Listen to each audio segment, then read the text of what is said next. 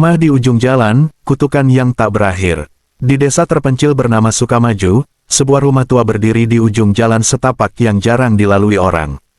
Penduduk desa menyebutnya, rumah sumur tua, karena di halaman belakangnya ada sumur yang konon merupakan pintu gerbang ke dunia arwah.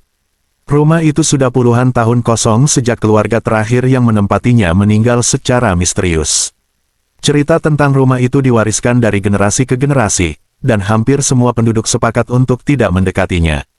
Namun, seorang pemuda bernama Dimas, pendatang baru di desa itu, memutuskan untuk mengabaikan semua cerita tersebut. Dimas baru saja pindah ke Sukamaju untuk memulai hidup baru setelah perusahaannya gulung tikar di kota besar.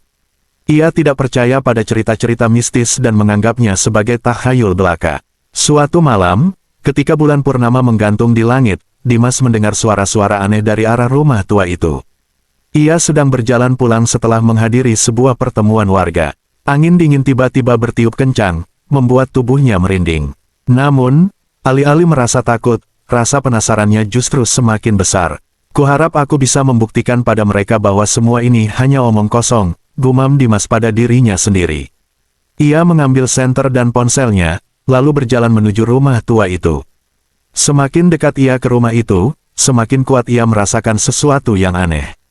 Pohon-pohon di sekitar rumah itu seolah membungkuk ke arahnya, ranting-rantingnya mencakar udara seperti tangan yang ingin menangkapnya.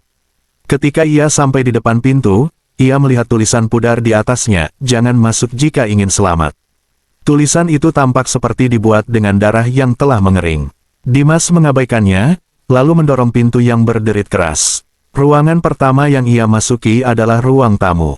Udara di dalam terasa berat dan berbau apek.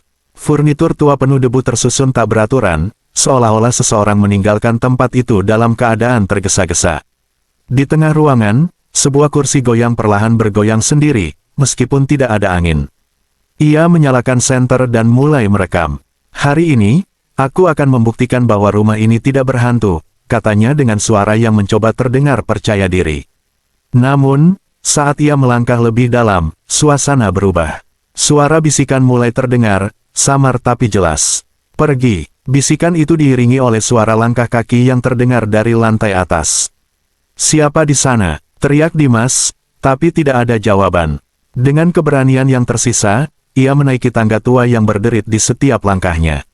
Di atas, ia menemukan sebuah kamar dengan pintu yang sedikit terbuka. Di dalam kamar itu, ada sebuah cermin besar dengan bingkai kayu yang ukirannya menyerupai wajah-wajah menjerit. Saat Dimas menatap cermin itu, ia melihat sesuatu yang membuat darahnya membeku. Di balik bayangannya sendiri, ada sosok wanita berpakaian putih dengan rambut panjang menutupi wajahnya. Wanita itu berdiri diam, tapi mata merahnya yang bersinar menatap langsung ke arah Dimas. Dimas memutar tubuhnya dengan cepat, tapi tidak ada siapa-siapa di belakangnya.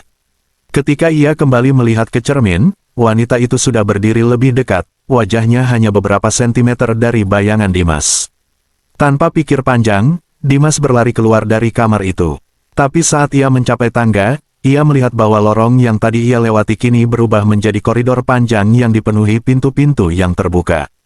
Dari setiap pintu, tangan-tangan kurus dan pucat keluar, mencoba meraih Dimas.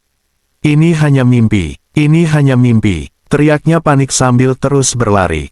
Ia akhirnya berhasil keluar dari rumah itu, napasnya tersengal-sengal. Tapi ketika ia melihat sekeliling, ia menyadari bahwa ia tidak berada di desa Sukamaju. Ia berada di tempat yang asing, dikelilingi oleh kabut tebal dan pohon-pohon mati. Di kejauhan, ia mendengar suara-suara tawa menyeramkan yang semakin mendekat. Dan penduduk desa tidak pernah melihat Dimas lagi sejak malam itu. Rumah tua di ujung jalan tetap berdiri, seolah menunggu korban berikutnya. Sementara itu, beberapa penduduk desa mengaku mendengar suara langkah kaki dan teriakan minta tolong dari arah rumah tersebut pada malam-malam tertentu. Cerita tentang Dimas menjadi legenda baru di Sukamaju, memperkuat keyakinan bahwa rumah itu memang membawa kutukan. Dan bagi siapapun yang cukup bodoh untuk masuk ke dalamnya, tidak ada jalan kembali.